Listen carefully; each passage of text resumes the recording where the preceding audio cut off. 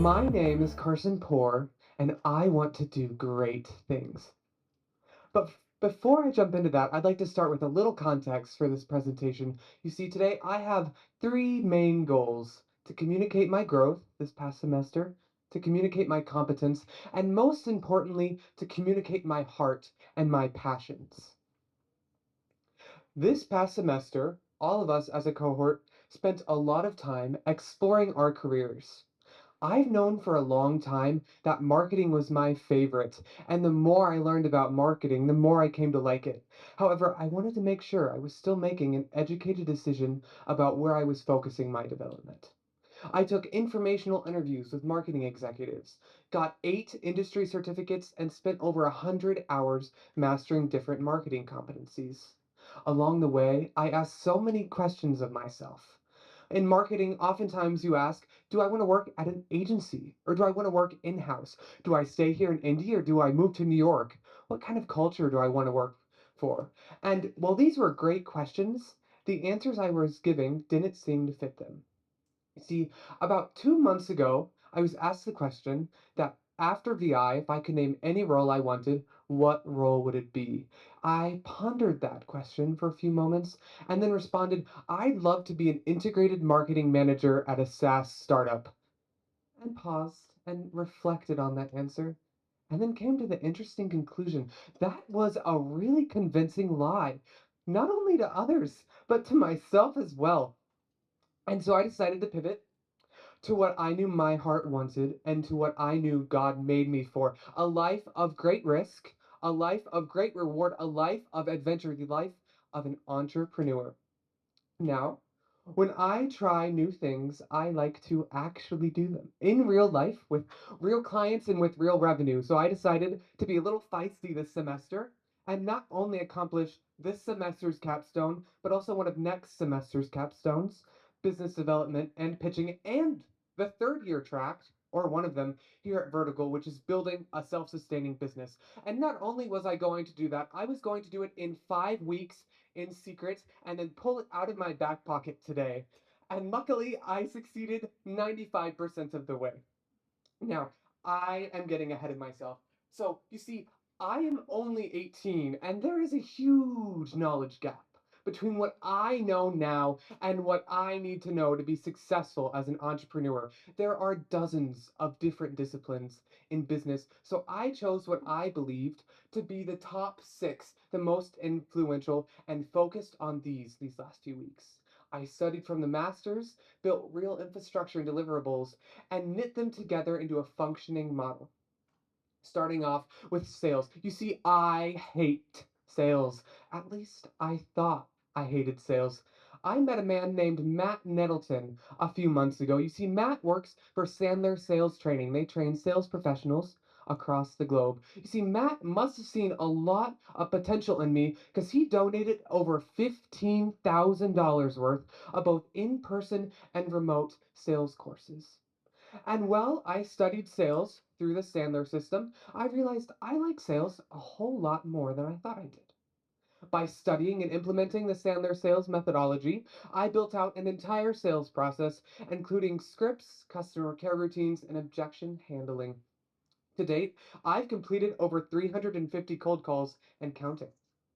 Secondly, operations. You see, I consider myself to be a creative, as most have to be in marketing, but I'm also talented in lean management, systems thinking, doing things effectively and efficiently. So I decided to embark on a journey of learning what good operations looks like in the world of entrepreneurship. I studied the basics of the Entrepreneur Operating System, also known as EOS, and implemented almost all of it. Of course, I can't do all of it because it is just me, and a lot of this requires a team, which I don't have yet. I also built out over 600 pages worth of operational literature, which was really painstaking because I hate documentation. And it's all compiled into a comprehensive binder that I could literally hand to any of my classmates, and after a few days of review, they could probably run the business themselves. All of this is also in ClickUp, a project management software that was briefly touched on earlier today. So all processes can be meticulously tracked, they're automated where possible, and sorted by department. Now, third, and my favorite, marketing. You see, I've gotten to do a lot of marketing so far in my career. Been able to work with over 16 freelance clients, but this project gave me the opportunity to master some new marketing channels. To get this business off of the ground, a lot of marketing is required. Right now, I'm running social media, cold email campaigns, and paid ads. For this project, I had to develop positioning and messaging, web pages and funnels, and then automate the whole system to pretty much run without me. I also learned how to vibe code and build a website from scratch with Claude Code and other tools because I'd already built over a dozen websites the typical way. Fifth, finance. Now, this is still the least favorite of the bunch for me. In regards to tools, I taught myself the basis of QuickBooks because you do need to do it as an entrepreneur. But I also learned how to price strategically, write profit and loss reports, and effectively track expenses, subscriptions, and client payments. And a side note, this whole thing was funded by a $10,000 check from myself, which sounds like a lot of money until you realize most of it did just go to paying me for my time. So at the end of the day, it's not that big of a risk. But I wanted to structure what a startup environment actually looked like and make sure I could track cash flow correctly. I also had to make sure I wasn't committing tax fraud or doing anything illegally by filing for an LLC and an EIN. Fifth, product development. Now, I'm sure you'd love to hear what I'm actually selling and what this business actually is, but I frankly don't have the time in this presentation. However, I will tell you a little bit about the process I used to develop it. You see, we used a tool called Go High Level. High Level is a unique tool meant to be white labeled, tweaked, and sold as a unique product. So I had to run market analysis, learn how to structure offers, and discern what features would actually make this product competitive. I ran through 5 unique cycles of product innovations. Now, the rest of these disciplines were pretty easy and natural for me to learn and execute. However, this is where I really hit the wall. I am not a coder, I am not a software developer, and this project required probably more than that than I was comfortable with. So, as the product got more and more developed, I ran into increasingly technical problems that required a solution that required more coding and more technical solutions. So I'd be sitting here in the office, back in that corner at 11, 12, 1 in the morning, in front of the keyboard in a dark room, staring at lines of code or technical issues and API errors, and I wanted to quit so bad. But as I persevered and as I pushed through, I came to kind of a mindset shift that every time I did that, a batch of my competitors probably moved on or gave up. And as I continued to push through each and every problem, eventually I'd arrive at a product that none of them perhaps managed to build. Now, finally, branding and communications. I did already have a brand identity that appealed to my target audience. However, it needed a new voice, and I also had to figure out how internal communications and organization would work. As I mentioned earlier, there's over 600 pages of operational literature, along with over 2 dozen spreadsheets and hundreds of social media ads and pieces of marketing and sales collateral. That is a lot to just have organized in some sloppy system on my MacBook. So I chose to use Google Drive and built an intuitive system to organize all these files in a way that pretty much anyone could naturally understand. Now, the question I'm sure most of you are asking is who is this kid and why does he think this will work? Which is a completely valid question to ask, and I'm standing here and I'm thinking the exact same thing. I've done extensive research, and I will tell you that 3 things are true. My product addresses a real gap in the market. You see, the business model is also extremely sustainable, and the product is built and ready to be deployed. As of today, I am pre-revenue. This was only built in 5 weeks, and although I wanted to pop a number on the screen and be like, we've made this much money, that didn't happen quite yet. My revenue goal for June is $12,000, which I believe to be obtainable. In fact, it was originally $22,000. And then I looked at my schedule and realized I wanted to prioritize my health and get more than 5 hours of sleep a night. Now, I also have a successful track record. You see, over the last 4 years while I was in high school, I've had the blessing to make over $75,000 through part time side hustles. So I know how to make the money. I just need more time to do it. Now, there is one last question I'd like to answer today. What am I truly passionate about? What truly drives me to do what I do, to put in the work, to put in the hours? You see, I'm a little bit of a hypocrite. I believe in businesses that are prompted by God, businesses that spread hope, restore peace, reflect the nature of our Creator, and then I go and build one that doesn't really do any of that. And that really bugged me for a while. And I'd go to God and be like, "You keep opening the doors. You aren't saying no. What is your vision for this?" And as I sat in prayer and reflection, I realized that this was mostly a test. This was a learning opportunity. This was something at the end of the day, although risky, it was safe. Because when I wish to impact lives, a business that does that has a lot of eternal and spiritual risk if you fail, if you mess it up. But the business I built that is really just a software product, if it fails, it's really just a logistical pain for my clients and doesn't impact their spiritual lives or their personal lives all that much. So this is just a test from God and perhaps from others to see how I steward things, what happens when I have a successful business, and how I can uphold my values. Now, I would like to share a taste of what I've had a chance to do so far in my career that did match with these passions of the heart. I'd like you to meet Luke. You see, Luke was battling a rare form of cancer this past fall. His family was also really struggling with medical costs. You see, my heart hurt so bad for this family, and I wanted to do something to help them. Through my photography studio, I was able to raise over $100,000 for this. Wow, not that much money. $1,000 for this family, along with community awareness and support. You'd be happy to hear that he's in remission today and doing much better. The second story I'd like to share is Susan. So you see, Susan has an amazing testimony. About 2 years ago, Susan's son escaped from a mental health facility in Ohio, came back to Brownsburg, entered her home, and tried to murder her by stabbing her over a dozen times with a kitchen knife. The doctors expected no recovery, and by the miraculous healing powers of Christ, she has now made a complete recovery. You see, she had minimal resources but wanted to share her story with her community.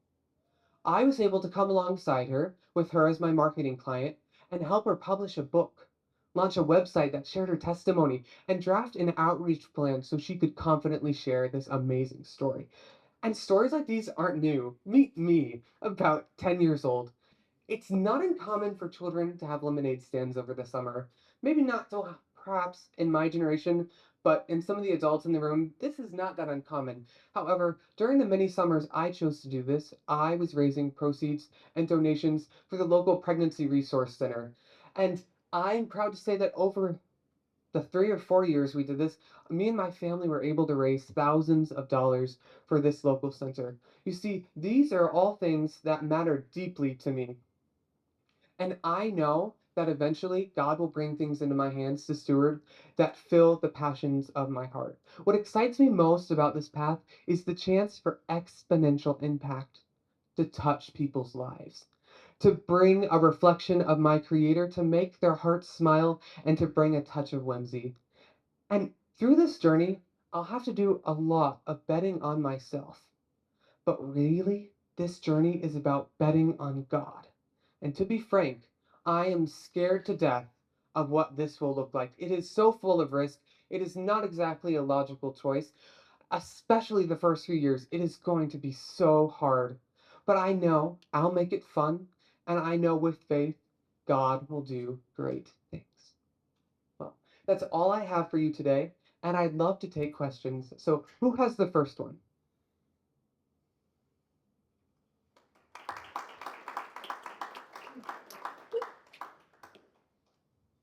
Mhm. How many slides did you have to cut out? Well, to be honest, there are actually three versions of this presentation. So, for those of you who weren't here at Vertical this last week, I created an entirely different capstone presentation to present when we were doing practice. So, this one could hide in secret. So, there were really, if I combined all three presentations I had to pick between, I think I had like 80 slides. Got it down to 21, which is still a lot, but I think we made it in time. Yes, Shiloh? Is that Montserrat? That's the one. No, it's Poppins. Okay, cool. I was gonna say I just want to use my mind, and if it was the same, I was gonna lie. It's close though. You're Also, close. I assume that those are the colors that you're using for your business, yes? Yes, this is my What brand palette. drive on those Um, that is an interesting question. So, as I said already, there was a pre-established brand identity. I technically opened my marketing consultation business like 2 years ago when I was 16, which is really interesting. And then last year, I formally branded it as a business, which was actually a mistake, but that's a story for another day. And so I actually spent like 4 months trying to name the thing because back during like the dot-com bubble and again during COVID, everybody and their mom decided to open a marketing agency, and so all the names were taken. Along with so many different visual identities, it was hard to stand out. So my agency name is Copperleaf Marketing because I wanted something that was a little spunky but also grounded, and that's reflected in my colors of brown and orange. And I also have greens as well that I didn't use in this presentation. So thank you, Charlotte. Yes, Lydia? Okay, where are you gonna find your clients? Yes. So as I mentioned, I am running a lot of outreach marketing right now, along with prospecting and cold calling. Um, the sales velocity for this process was longer than I originally anticipated, and so there's definitely a lot of A/B testing and trial and error to do. Obviously, warm referrals are the best way for this. In fact, once the business gets running, it really with referrals will be quite successful. I had tried my hand at that because I have a few marketing clients in the past that were actually contractors, which is my ICP. And they just weren't, they had already progressed past this company. Like how this works is it really needs to they need to be aware of it at a certain point in their company for it to be relevant. Otherwise, they stay in the pain for longer and then grow to a point where they can use enterprise grade tools. So I come in before that.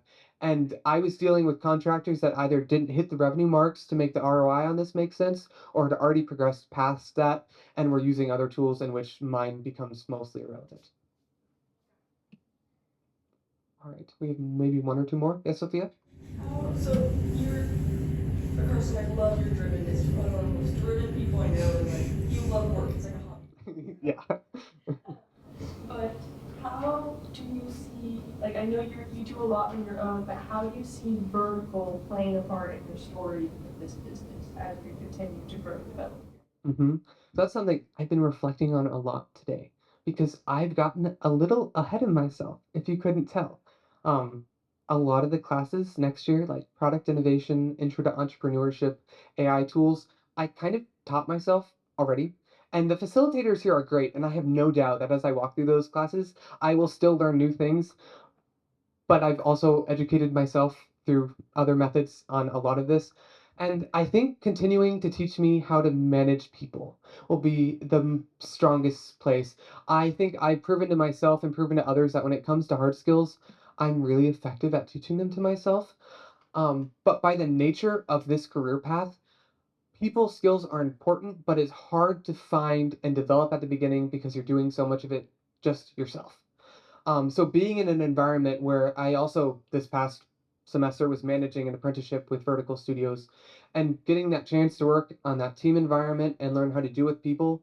So 10 years down the road, when I am managing dozens of employees, I've had that backlog of experience and I don't fall into that like stereotypical negative entrepreneur that's really bad at dealing with people graciously. Right. Yes, Victoria? Sorry if I missed it, but did you tell us what your secret business is? No, I'm so happy you asked that. I was waiting. So, we are a lead management system for contractor and home services businesses. So, we automate the whole process. We give them ways of tracking all their leads. We basically take those contractors that are still using sheets of paper or spreadsheets and give them a system that gives them peace of mind. So, they can turn their phone off at the end of the day or over the weekend. They can go on a job site and not be terrified. I missed a call. There goes $5,000 out the door.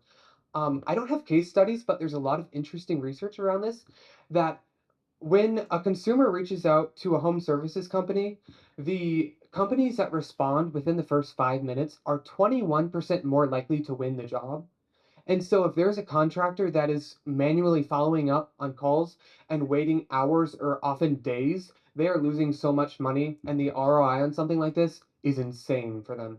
So that's like my quick elevator pitch. It's more complicated than that, but that's what suffices for today. All right. Have one more. Does anybody have one more question?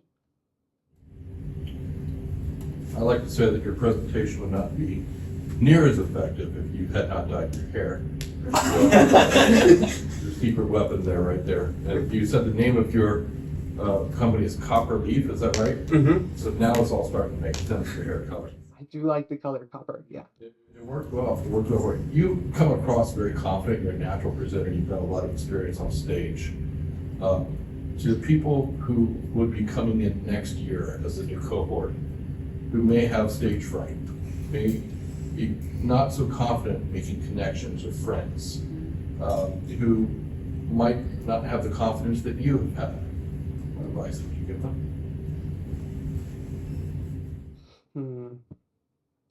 I'd argue I'm not actually as confident as I appear.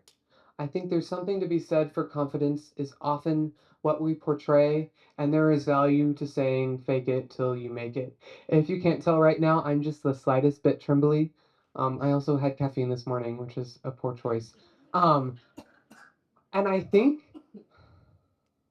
there's a phrase our culture uses in this, and it's very vulgar, and I don't want to say it, but at a certain point, you should just do what you're gonna do and let them.